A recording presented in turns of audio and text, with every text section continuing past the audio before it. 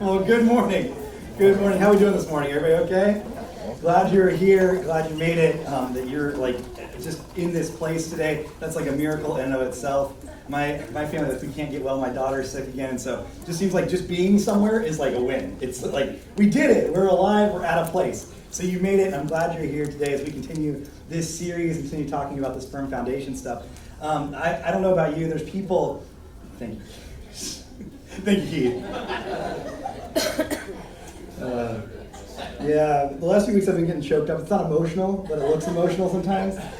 And so as I'm speaking, like I'll get all choked up, and then it'll look like I'm like crying, like it was a really powerful moment, and I'm like, that wasn't really. It's not you pretend like it, and then you're like, it's the Holy Spirit. Pastor, you wouldn't understand. But I really just have to cough. So, anyways, thank you, Keith, for doing that. We're going to continue this series. I don't know about you. In my house this last week, we've been doing a lot of Lego building, and my kids, they love building with Legos. And so we've been doing that because they got a bunch of them for Christmas. We haven't had a chance to really sit down, because you know how it is. You have to pull out all the pieces, and then you like have to make a mess of something. And so you have to start it when you have time to do the project. So we've been waiting for time to do the project. And there's two kinds of people in every family. There's two kinds of people when it comes to Legos or almost anything. And some of you know who you are. There are those of us, really those of you, who need to read the instructions to know you're doing something right. Then there are those of us who just know we're doing it right. We don't need your instructions. We just start doing stuff, you know? I firmly believe that there's probably one of each of you in your, like, as a couple right now, if you're sitting with like a spouse or significant other, you probably could like be nudging them saying, you're one and I'm the other, whatever that is. I believe that, honestly, for marriage counseling, a lot of times I just want to send couples to IKEA and be like, buy a bedroom set, put it together. If you're still together after that, then you should get married. I think it's a valid test. And so there's like two kinds of people. There's those people that like instructions. My daughter, she loves instructions. She's good at those. She does a good job following those. Me, on the other hand, I'm like, no, I got this. Like, I can see the finished product of the entire Hogwarts Academy.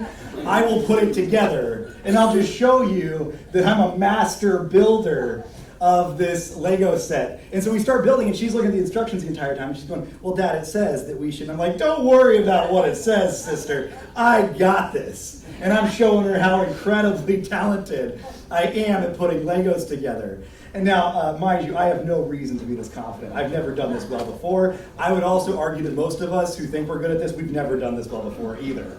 We just don't mind failure. And so I start building, and we're building, and she keeps looking at the instructions, telling me I'm doing it wrong. I keep insisting that I'm doing it right, because I'm doing it right. And so we get most of Hogwarts built. We now have most of the academy in its place, and it's time to put on this roof, but the roof doesn't fit. There's parts of it that don't line up in the right places. Things are not fitting because the instructions are wrong.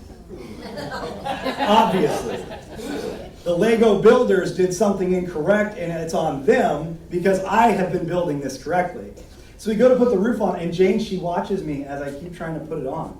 I'm trying different ways, and I'm like trying to turn it different directions, trying to find a way that this thing fits. And she's going, Dad, I don't think it fits. And I'm like, no, it fits. It totally fits. I don't think it fits. And I'm turning around. No, it's going to fit. And she's like, Dad, it doesn't fit. And finally, I look at her and I'm like, you know what? They made the book wrong, so we're going to have to go back and start over. And she goes, well, this time, Dad, can we build it right?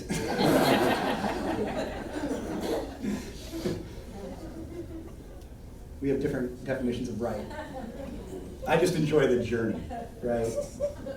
And I was like looking at this and I was thinking, this is kind of what we're talking about as we talk about this firm foundation.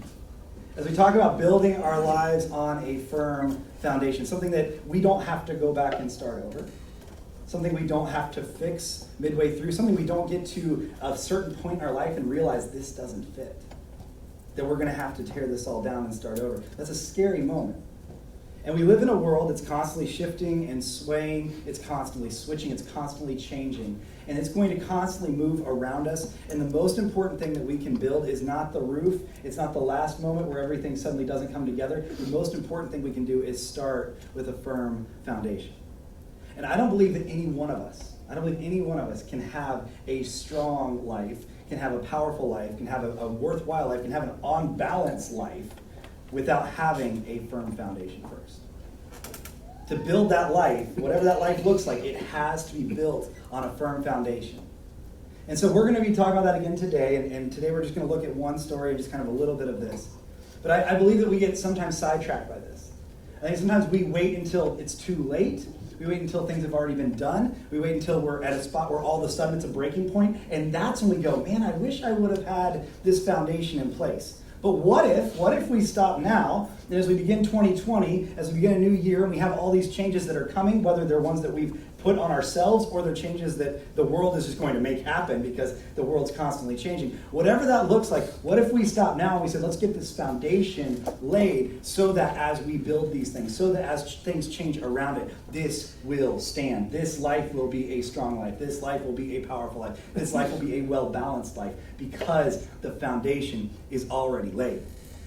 And so that's what I want to do today. I want to kind of just spend a few more minutes on this idea. And it won't be long, and we're just going to look at one story and just kind of start at the beginning. I want to look at the very first foundational idea that we really see in the entire Bible. We see a lot of building, we see a lot of structures, we see a lot of things happen throughout the Bible, and foundations that we thought were the right ones that turn out to be the wrong ones.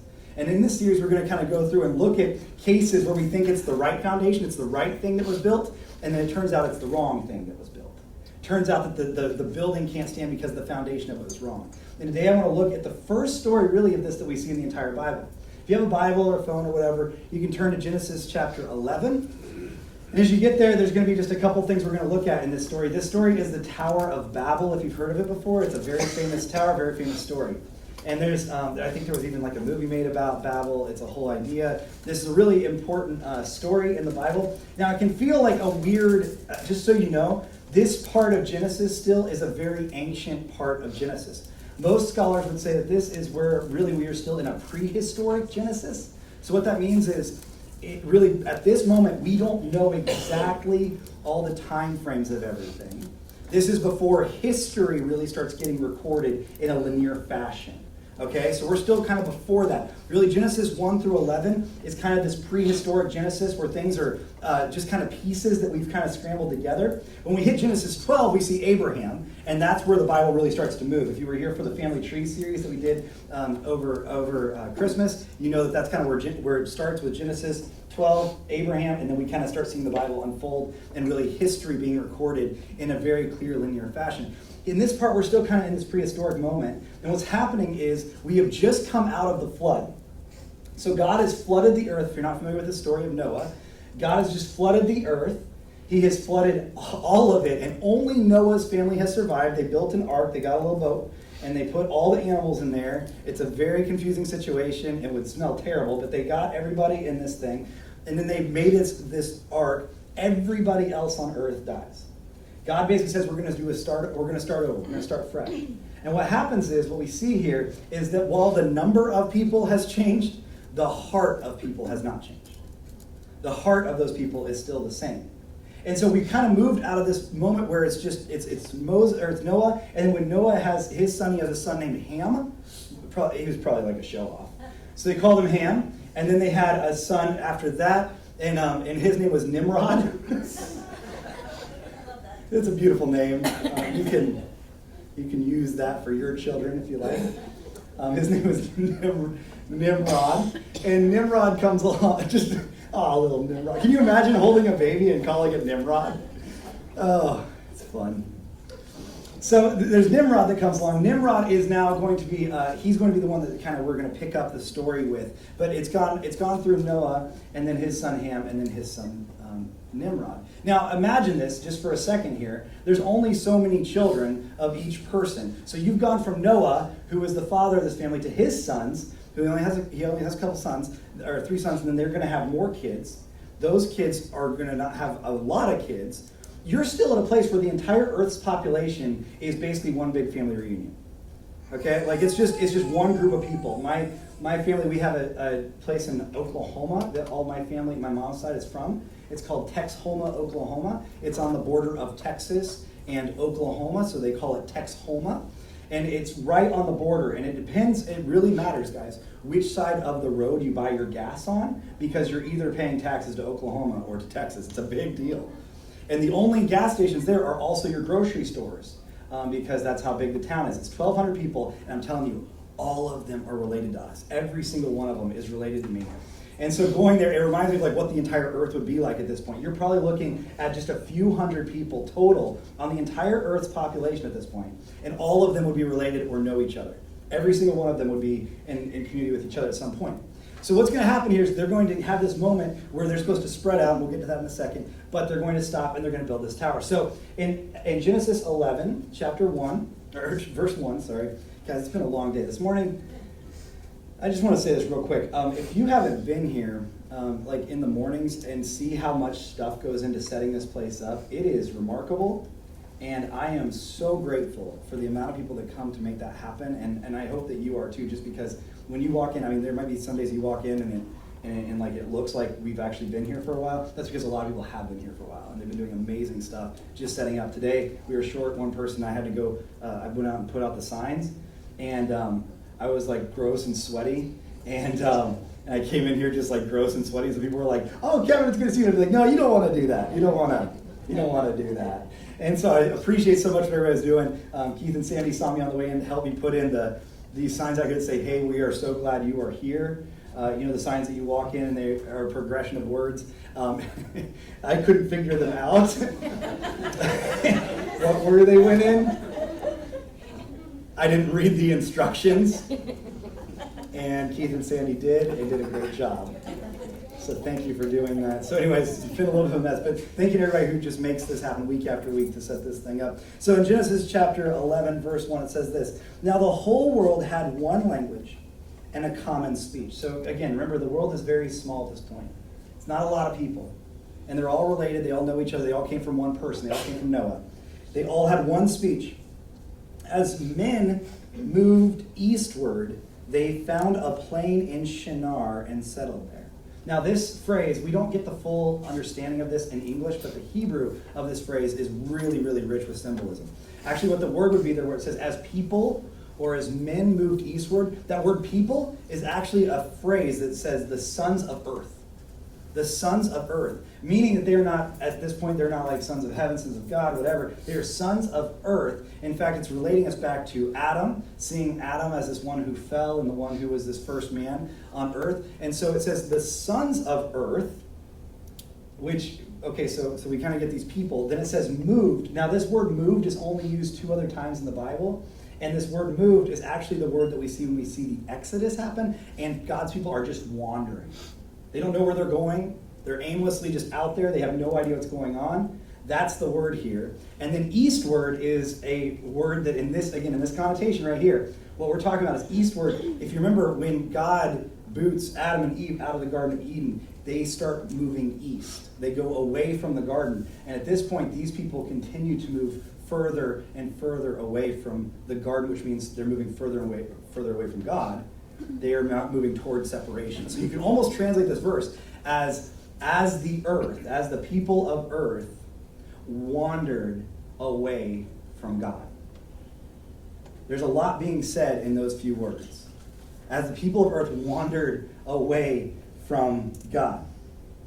They found a plain in Shinar, and they settled there. So they found a plain in Shinar. Shinar will become a place called Babylonia, and Babylonia will become a place called Babylon. And if you're not familiar with Babylon, we will not get into this today at any level of how important this really is. Babylon, though, is one of the most important cities in the Old Testament. It becomes an archetype of the city, of not just a city of great wealth and great independence and great, like it was the greatest country or the greatest nation on earth in the Old Testament, but it also becomes a symbol of opulence, but also of oppression. And they become a city that becomes known for hurting people. They become a city that becomes known for overlooking other people. They become a city that becomes known of taking advantage of other people. As they gain more and more and more, they start to push people further and further down. This archetype plays out through the entire Bible, all the way literally to the book of Revelation. Babylon will be mentioned, and that's where they're settling. They're about to settle this city of Babylon that becomes this place known for what it's doing to other people and how it's overlooking and hurting other people. Okay, so this is a very rich verse. I apologize, we're going to just take a second here. But the other thing that's interesting here is it says that they settled in Shinar.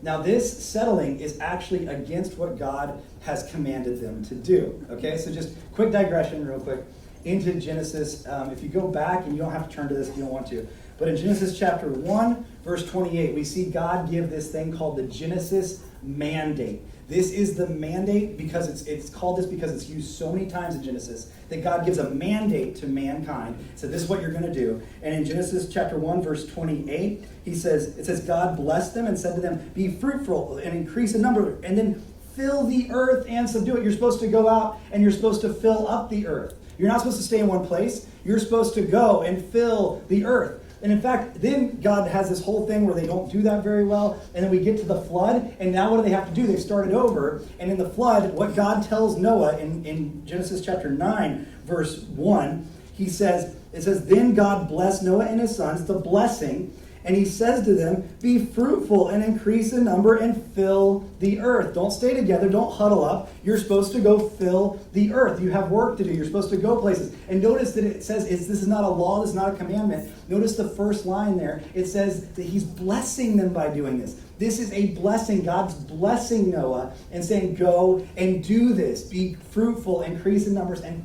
fill the earth. Don't stop and stay in one place. Continue to fill the earth. In fact, just 6 verses later in chapter 9, verse 7, it says, as for you, be fruitful and increase in number and multiply on the earth and increase upon it.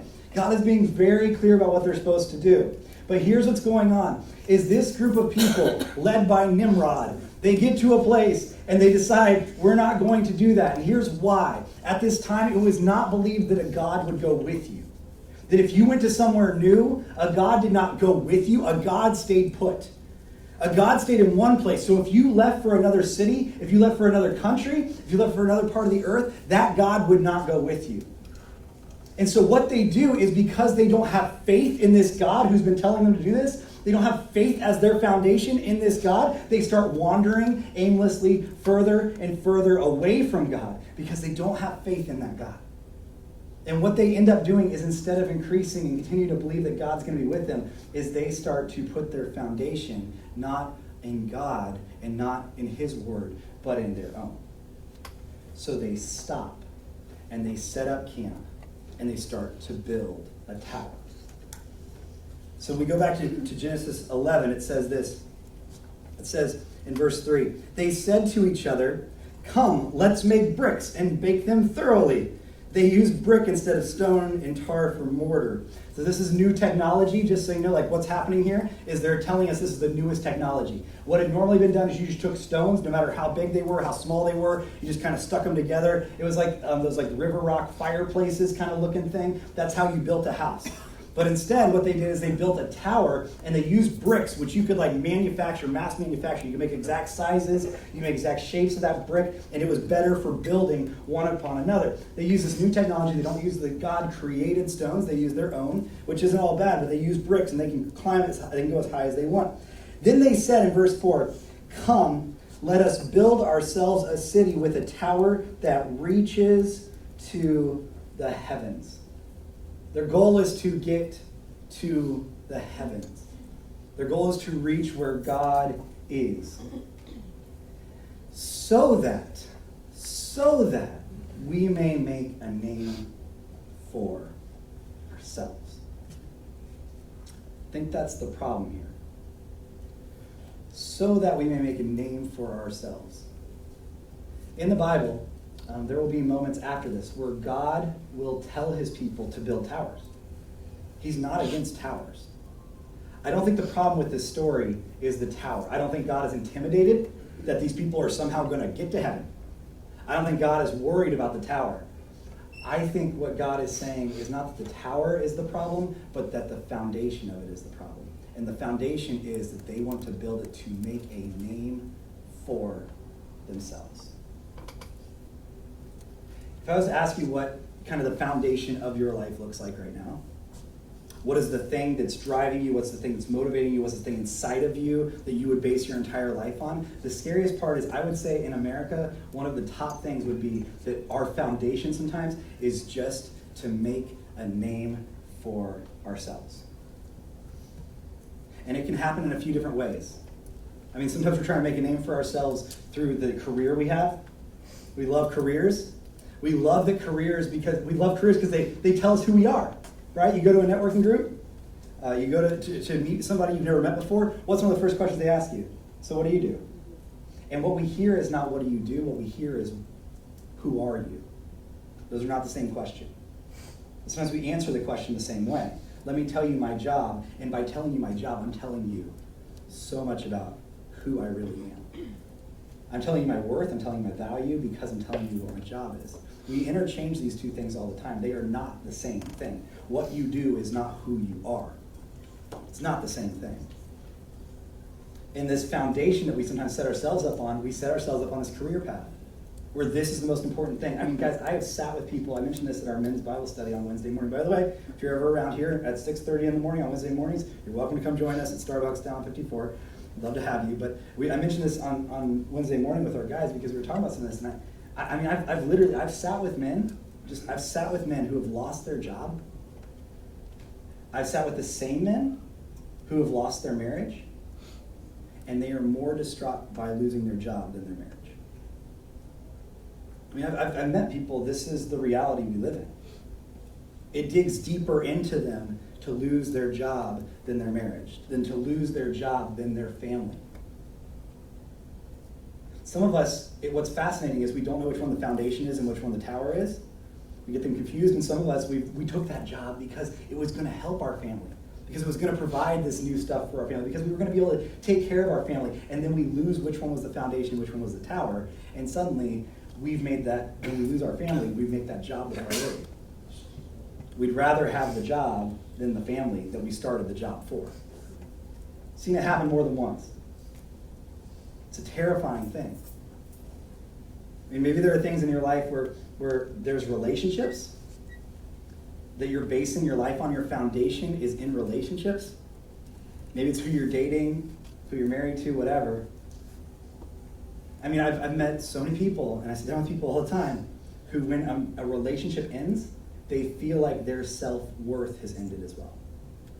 Because they found all of their identity in what the other person said about them, what the other person thought about them, the value that person gave to them. I mean, there's a song that's on the radio like all the time, and I've referenced this before, but it was by this guy Lauv. I don't know how you say his name.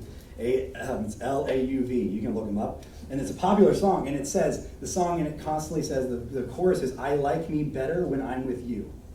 I like me better when I'm with you. That's a scary place to be.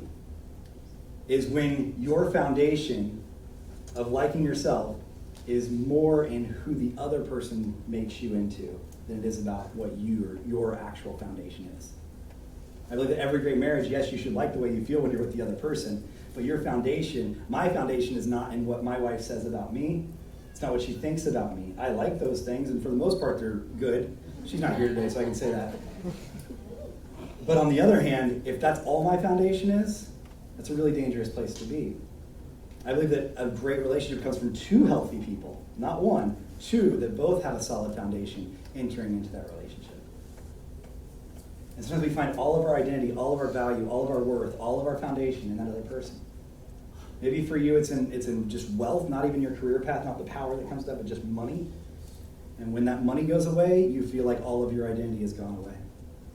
If you were to lose the money you have right now, if your bank account looked different than it does right now, you would personally feel as though your value, your worth, your identity, your foundation was gone. For some of us, it's just approval, just simply approval. It's one of the hardest ones to deal with, is that we put our foundation in what other people think about us and how much they like us, just approval in general.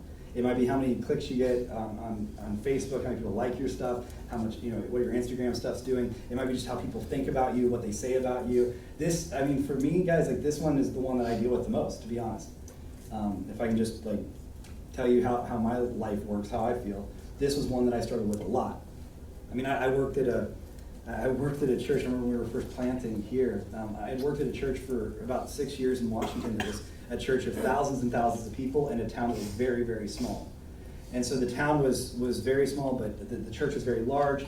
And so I was on stage every weekend. People liked me. They thought I was a thing. And so I would go to the mall, and like we had our children, like there were newborns at that time. We'd like go to the mall. There was one little mall in the town. We'd go to the mall, and we'd have the kids with us, and like people would just come up all the time and be like, oh, Kevin, is this Jane? And we'd be like, yes, it is. Who are you though? And like we have no idea who they are, but they knew us, and they thought we were really cool, and people like always were into whatever we were doing, and we were like a big deal. And I remember leaving that job and coming down here, and we started talking about planting a church. And I was at an assessment for church planters. This is not a fun thing. I won't get into it. But I was in an assessment, and one guy sat down with me. He was a very wise man, and he said, "Here's what you're going to struggle with, Kevin. Is you're going to struggle because of approval.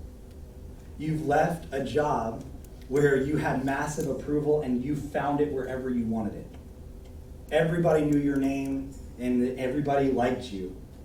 And you're going to go to a town where you don't know anybody. And you're going to have a real small group of people. And you're going to have to figure out how you plant a church without it being about your approval."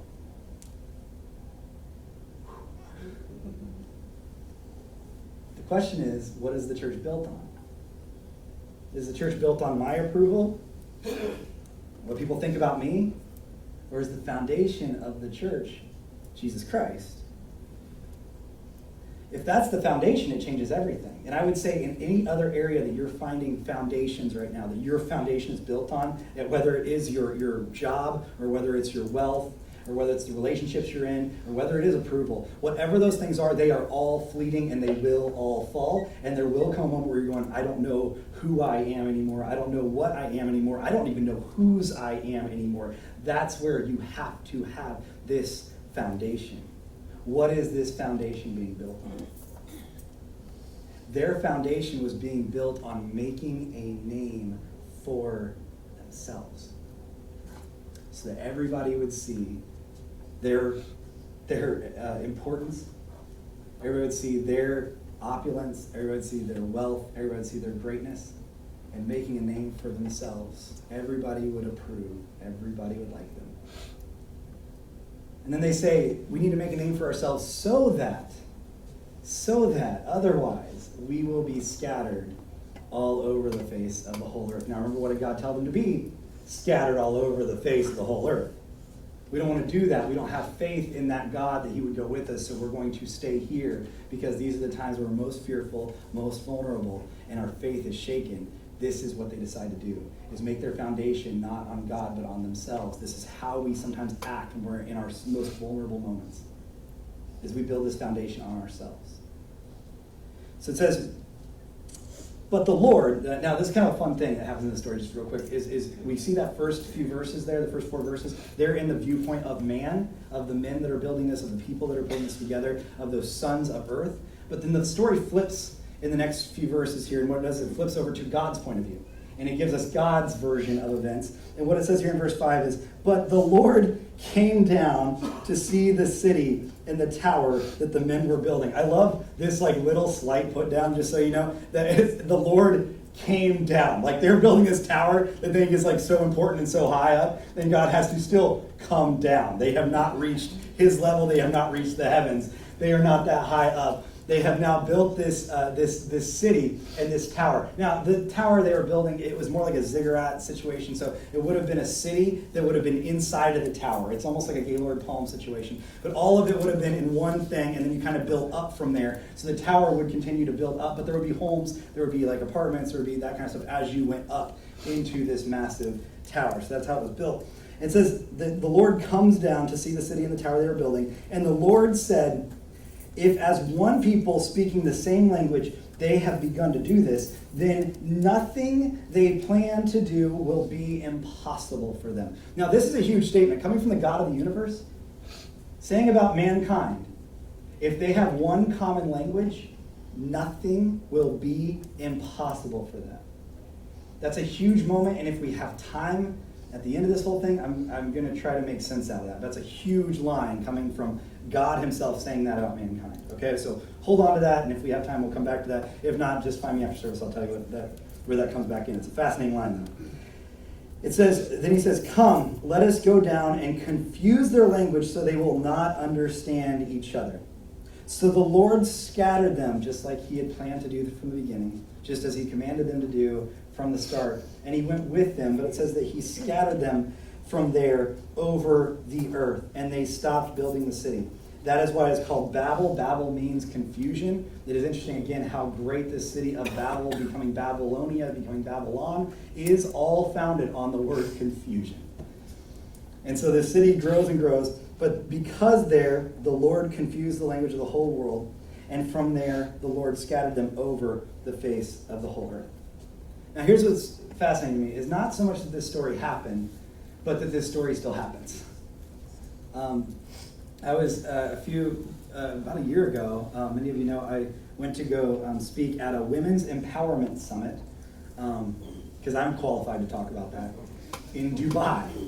And so I flew to Dubai, and I went out to go speak at this summit, and it was a really cool event. It was really cool to see all the things going on in Dubai. And in Dubai, if you're not familiar, they have this one tower that is the tallest tower in the world.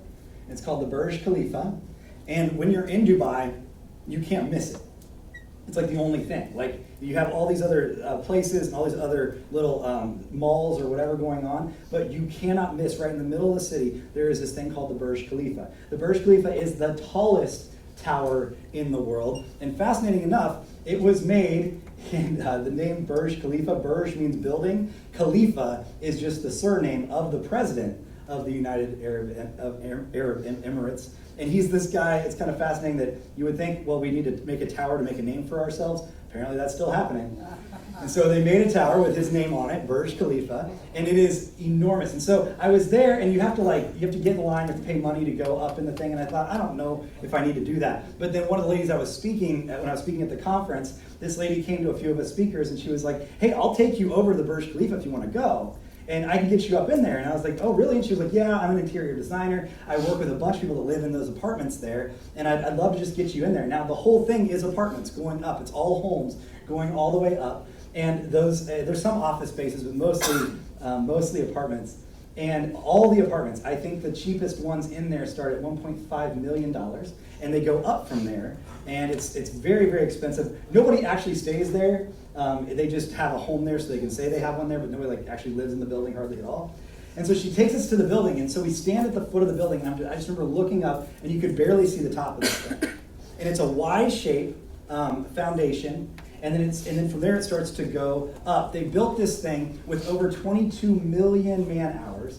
It has 55,000 tons of rebar in it. 55,000 tons of rebar, which holds up 110,000 tons of concrete. I mean, this thing is just enormous on a level that really the world's never seen. And so it has 163 floors.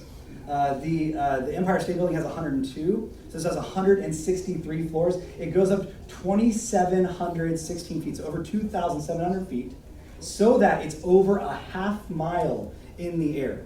You're looking straight up a half mile into the air. So she's like, "I can't get you all the way to the top, but here's what I'll do. I'll get you to the first landing." And the first landing is about 124. It's 124 floors up. That's still higher than the Empire State. It's still higher than the Sears Tower. And so 124 up. It's 163 at the top, but it's 124 at the first landing. She says, "Can I get you up there?" And so I was like, "Okay." We get on this elevator, and the elevator gets you up 124 floors in less than a minute. And so it felt like if you heard in like a Spaceship Earth at Disney, something like that. Like there were G-forces as we were moving up this thing. I was like, we were going places. And so we got there. It made every other elevator look wimpy though. Like it was really cool. So we got there, and which I was grateful for, because I mean, like, can you imagine if the elevators break and you got to take the stairs? I mean, that's a bad day. And so I just sleep in the stairwell. And so we get there, and we go into one of the apartments, and she has keys to all these apartments, and she lets us into one of them, and it's overlooking the ocean, and you kind of get to this window. And so we get to the window, and we look out, and you can see all of the rest of the city, and as you see just kind of the coastline, and then you can see islands, and then you can just see all this water, and it's beautiful. It's just gorgeous. And as I'm looking out the window, the building sways. The whole thing. Like it just feel that happen. And I backed away from the window. And I had some thoughts in my head that were not of Jesus. And I looked at her, I was like, did you feel the building sway? And she goes, oh yeah, it does that. It does that? Like, it does that? It just does that? She's like, yeah, it just does that. And so it's fine though. And I was like, I don't know if it's fine. So suddenly I'm starting to think at this moment, like this is where it gets me, is I start to think about what is the foundation of this building? How is this foundation built? What is this built on? Because as you feel this thing sway, I don't know about you, I start to get uneasy. There might be some things right now in your life that are starting to sway. There might be some things in your life that are starting to shift or to just kind of switch around a little bit. There might be things in your life that are moving a little bit. And you've got to ask yourself, what is the foundation of this thing? What am I building this entire thing on? And if you don't know what that foundation is, if you're like me, you know that it's going to be terrifying. There's going to be a moment where this thing could sway, it could shift, it could whatever. And if you don't know what that foundation is built on, if you don't know where it's coming from, you're going to be terrified. And they told me, so after that I started asking questions. Tell me about the foundation of this building. Who built this? How'd they build it? Did they know what they were doing? Have they done anything else since then? If it works, I can compare it against. Now, just so you know, they are building another tower almost across the road that will be taller than this one in the next few years. But what they built was, here's what they did. They didn't just take the sand and build on the sand. Dubai is in the Middle East and there's just a lot of sand. They didn't do that. They dug down under the sand. They built a concrete platform that's called a raft that comes up from the ocean. They went all the way below the surface to build the foundation of this building. They didn't trust the sand. They didn't trust the things that could shift. They didn't trust the things that could move. They had to go find something even more firm than that, and so they built the foundation down deeper. Now, I'm not going to say I loved it. I'm not going to say I think it's something good.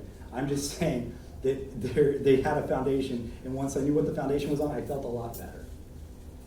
Maybe you're in that spot where something in your life right now is shifting or it's swaying. Maybe you're going into 2020 and you want things to change.